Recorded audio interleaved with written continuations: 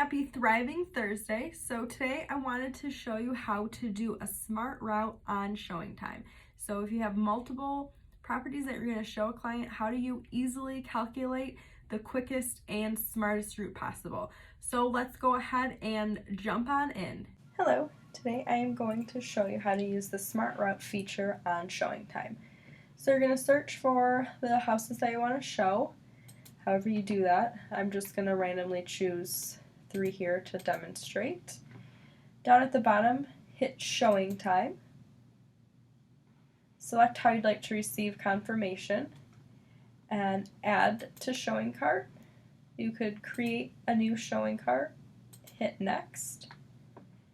You're going to choose your date and your buyer. And then you could see the order it's giving me, but I want to hit Smart Route, which is then going to calculate the smartest route to see the different properties. So it can be especially helpful if you're going across cities and you have many showings, so this is going to calculate the best route for you. You could change them if you want, if you wanted the starting location to be different. So you would just change those numbers, but then make sure you hit Update, and then it will update them. You can go ahead and pick the time. So if I start at 4:30 and I wanted to end at 5, save that, and then it tells you how far and how long minute-wise the next house is. So that's helpful when I'm choosing, the next time for the next property. I know if it's going to take 17 minutes to get there, then I better do that. Then you can go ahead and hit send request. So you want to make sure after you've done this, you hit send request so it will send those emails to the agents to ask them to approve your showings. This one's a go and show, but the other 2 are appointment required. You can also add a listing stop or add another stop in there as well. So just make sure you hit send request before you get off of this page. And this is a very nice feature on showing time, so I hope this helps when you're scheduling your next round of showings. So I hope that was helpful for you.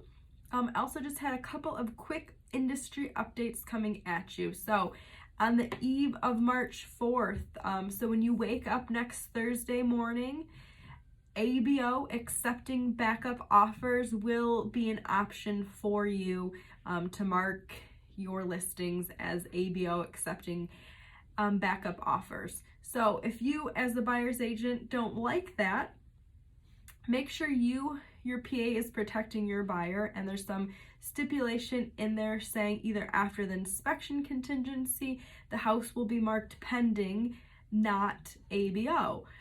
So if you don't like it, there's something you can do about it. So put it in the PA, and if they agree to it, then just check and make sure that that is marked pending after your inspection period.